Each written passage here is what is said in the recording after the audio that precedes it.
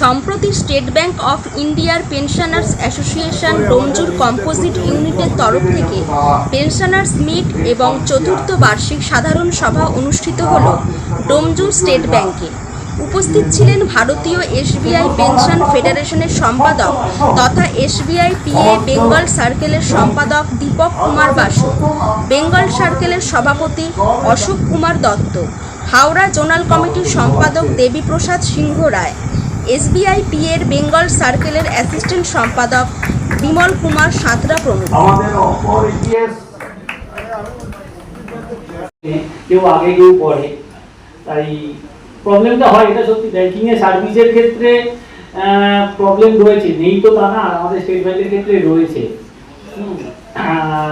Specifically যেটা বললেন ডায়েরির ব্যাপারটা, আমি বলি ডায়েরি ক্যালেন্ডারের ব্যাপারটা 2020 কোভিডের পর থেকে কিন্তু সমস্ত ব্যাংকই as per as RBI instruction অনুযায়ী ডায়েরি ক্যালেন্ডারের ওপর একটা নিষেধাজ্ঞাই অবস্থিত আরোপ করে দিয়েছে, যে আর সেরকমভাবে ছাপানো হয় না। খুব কম, হয়তো আগে হয়তো 500-700 ছাপানো হলে এখন হয়তো অনেক ব্রাঞ্চে ছাপানোই হয় না। বড় বড় কিছু ব্রাঞ্চ হয়তো কিছু ছাপাচ্ছে, তাও ব্যাংক ম্যানেজার নিজের ক্যাপাসিটিতে ছাপাচ্ছে, ঠিক আছে।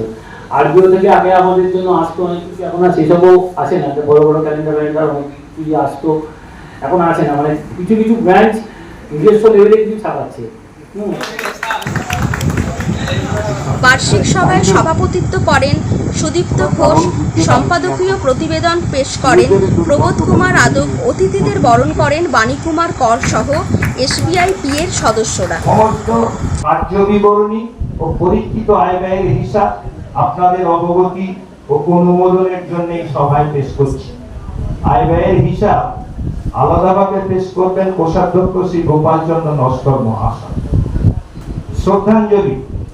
প্রতিবেদন পেশ করার আগে বিগত বৎসরে যে সকল চিরস্থায়ী পেনশনার প্রয়াত হয়েছেন তাদের পরিবারবর্গকে, প্রাকৃতিক বিপর্যয়, বিভিন্ন দুর্ঘটনা ও দেশ রক্ষার জন্য যারা আত্মত্যাগ করেছেন তাদের স্মৃতির উদ্দেশ্যে জানাই গভীর শোক ও শ্রদ্ধা।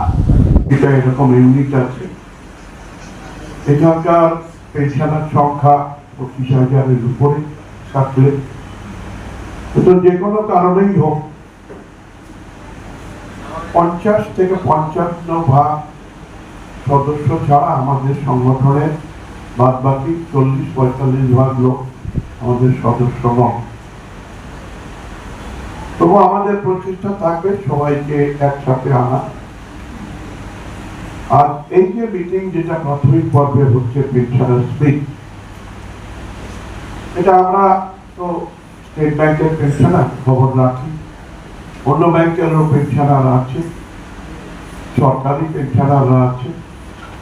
কারণ এরকম প্রতি বছর নিয়ম করে এরকম একটা পেনশনার মিট হয় না, যেখানে আপনি অ্যাজ এ কাস্টমার পেনশনার হিসেবে যদি কোনো অসুবিধা ভোগ করে থাকেন, সেটা ভারতবর্ষের প্রথম আপনার সংগঠনের নেতৃত্বকে গভর্নমেন্ট ডাকলো কোনো কথা বলার জন্য, ডাকে না?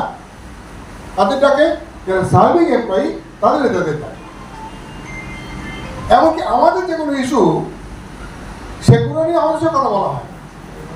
আমরা একবার চিঠি দিয়েছিলাম, আমাদের তরফ থেকে চিঠি দেওয়া হয়েছিল যে পেনশনের যে কোনো ইস্যু, সেটা পেনশনের কথা বল, আইনকে আমরা চিঠি দিয়েছিলাম। তাতে তৎকালীন যে ইএলপি কনভেনার এবং এআইবি এর জেনারেল সেক্রেটারি ভেঙ্কটচলম, সিআই ভেঙ্কটচলম, এই লিডারশিপ যে তৈরি হয়েছে, এটা কিন্তু বাইন্ডিং ফোর্স হচ্ছে কিন্তু প্রতিটা ইউনিটের সদস্য এবং ভাইব্রেন্ট কমিটি। সেখানে যতটা ইউনিটের কমিটি শক্তিশালী কমিটি হলে, তাহলে কিন্তু সংগঠন। স্টেট ব্যাংকে সারা ভারতবর্ষের 3 লক্ষ পেনশনার, আমাদের পশ্চিমবঙ্গ সরকারে 25,000-এর উপরে পেনশনার। আমাদের মূলত যে সমস্যা, সেই সমস্যাগুলো কী করে আমরা সেটেল করেছি, আগামী দিনে কীভাবে চলবো, কী করে আমাদের নিজেদের মধ্যে ঐক্য আমরা গড়ে তুলব, এবং পেনশনার ভারতবর্ষে টোটাল যে জনসাধারণ, তার তুলনায় আমরা 7 ভাগ, মাত্র 93 ভাগ হচ্ছে পেনশনার নেই। সুতরাং আমাদের নিজেদের মধ্যে সংঘবদ্ধ না হয়ে আমরা নিজেদের স্বার্থ বুঝিয়ে রাখতে পারবো না। এই জন্যে সংঘবদ্ধ হওয়ার কথাই আমি মনে করি। আজ আমাদের state bank of India pensioners association Domjur composite ইউনিটের তরফ থেকে পেনশনার্স মিট এবং 4th অ্যানুয়াল জেনারেল মিটিং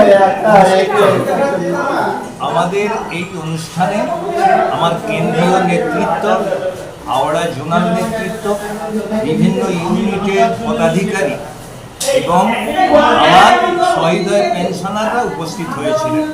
সকলের সম্মিলিত প্রয়াসে আজকের এই অনুষ্ঠানটি সার্বিকভাবে সফল হয়েছে। পেনশনারদের বসার জন্য একটা ঘর রয়েছে, সাথে সাথে ব্যাংক কর্তৃপক্ষের দেওয়া একটা কম্পিউটার এবং একটা প্রিন্টার পেয়েছে। আমরা অতি আনন্দিত, গর্বিত। আমাদের কেন্দ্রীয় নেতৃত্ব তথা হাওড়া জোনালের প্রতিনিধিরা যাদের অনবরত প্রচেষ্টায় আমরা এটা সফল করেছি।